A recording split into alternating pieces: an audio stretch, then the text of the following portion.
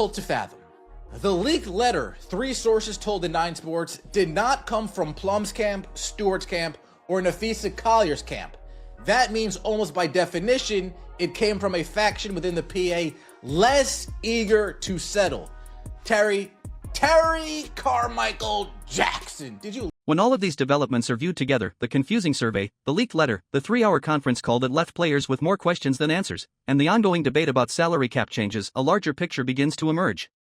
The negotiations between the WNBA Players Association and the WNBA are not just about numbers on a spreadsheet. They are about communication, unity, and the ability of both sides to manage a rapidly evolving situation. For the players, this moment represents an opportunity that many athletes believe has been building for years.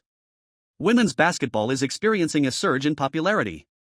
Television audiences are growing, arena attendance has improved in multiple markets, and the arrival of high-profile rookies has generated unprecedented media attention.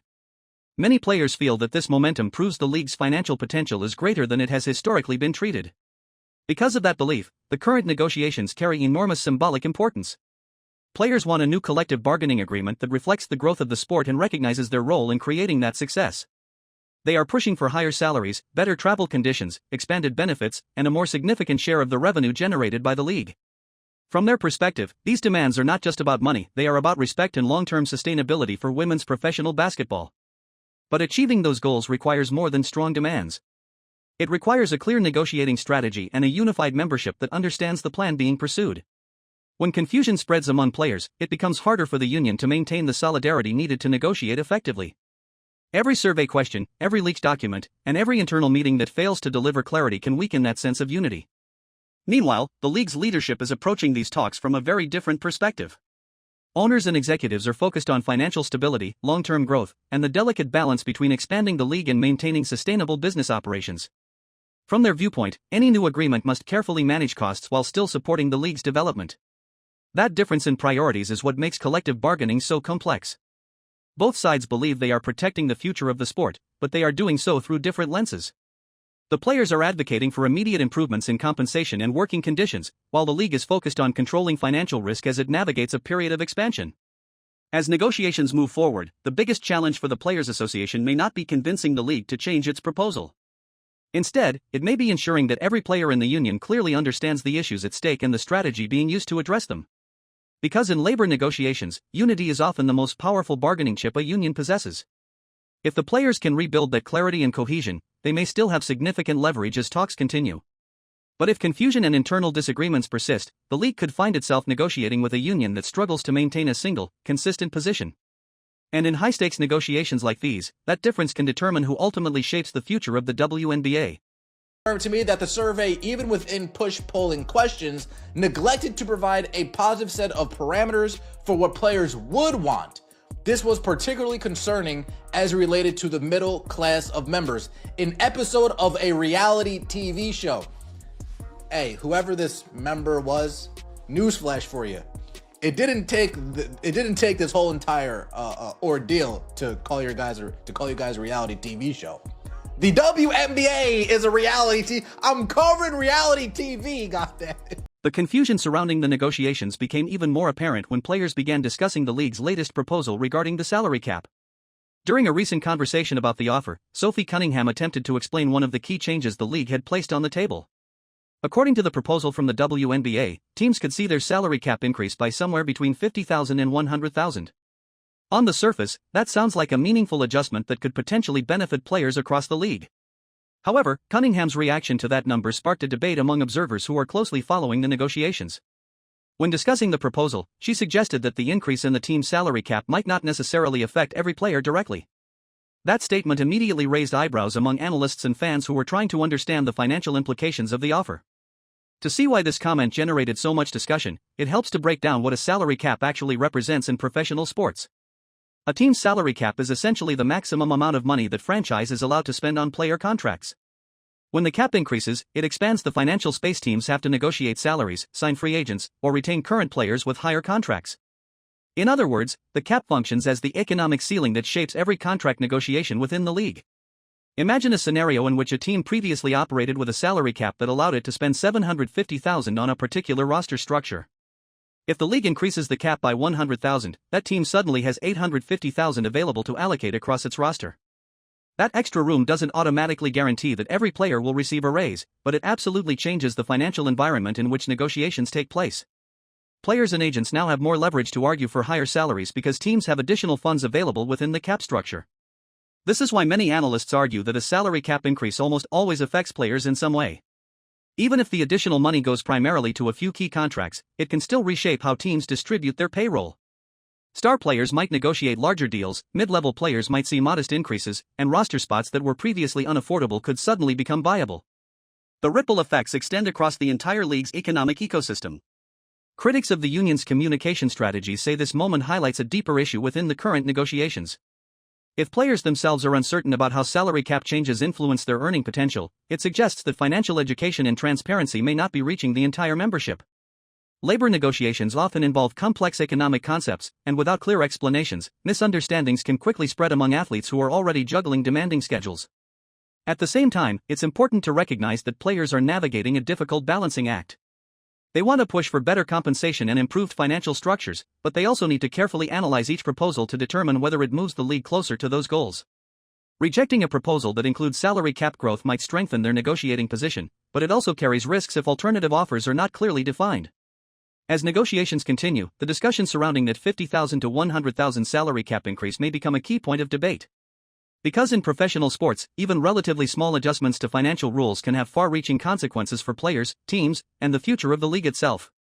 This is a leading question. This is a question designed to get the desired outcome. It's the truth. Also, the league has maintained that the current math puts the current net revenue at north of 70%, not 50%. Which multiple sources familiar with the current proposal confirmed to the 9 Sports. There is, according to Plum and Stewart on Monday, a way to reach an agreement regardless of the revenue system if the actual revenue is... What you're hearing in the reactions from many WNBA players right now isn't simple frustration or disappointment. It's something deeper, something closer to complete confusion.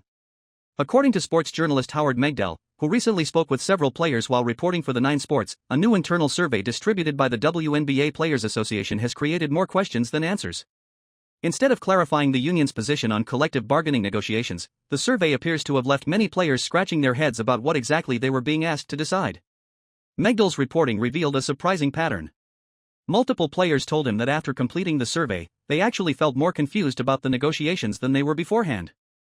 Think about that for a moment. The entire purpose of a union survey during high-stakes negotiations is to gather clear feedback from members and help leadership understand what players truly want.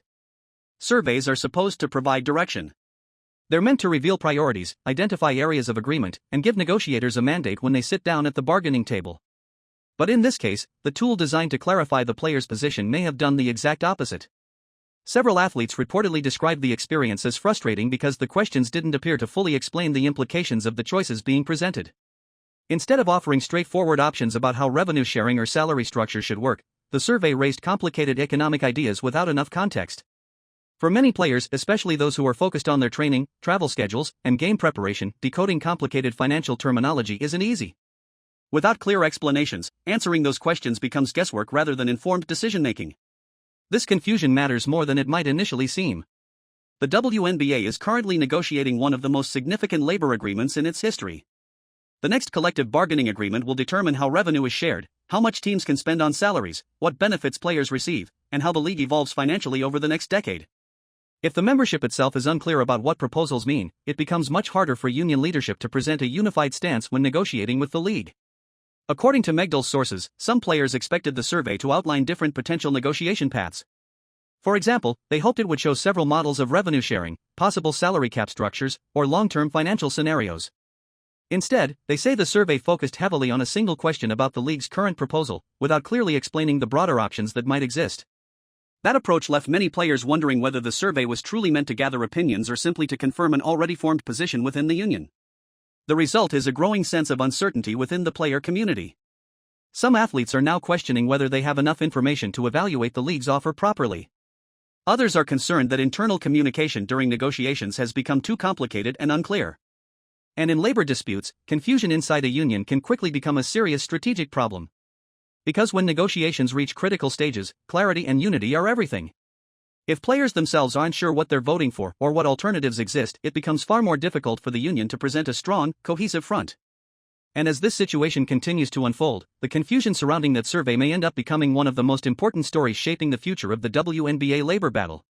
Are members of the EC who are ready to make a deal, not for members of the EC who believe massive further negotiation is required, yet during Tuesday night's 3-hour call did not get into any details of the current proposal or hear what the PA plans to respond by asking for, let alone when, as the clock keeps ticking.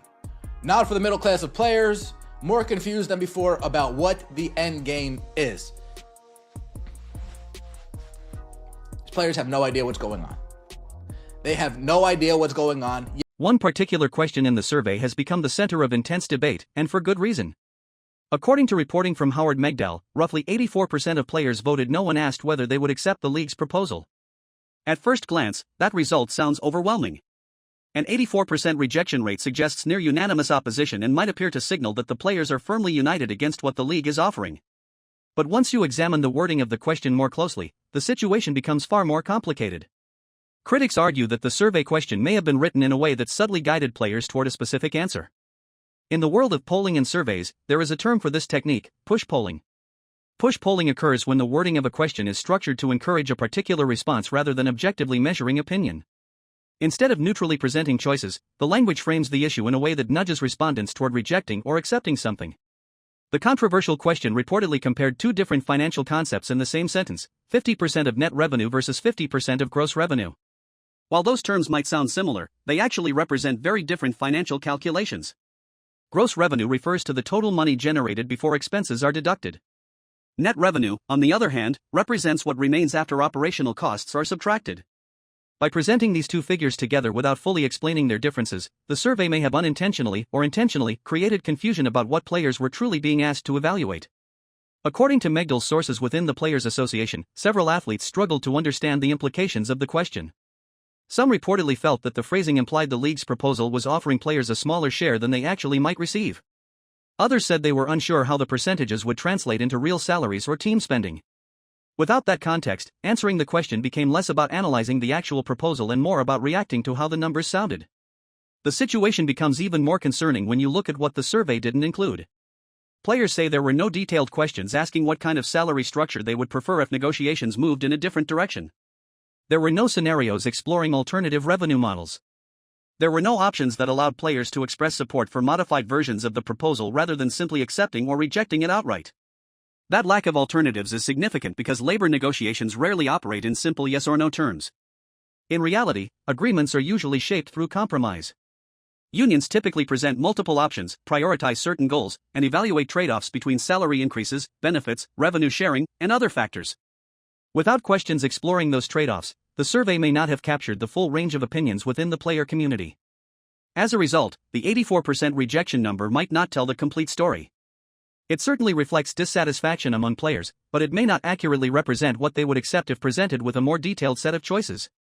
Some players might oppose the proposal as written but support a modified version.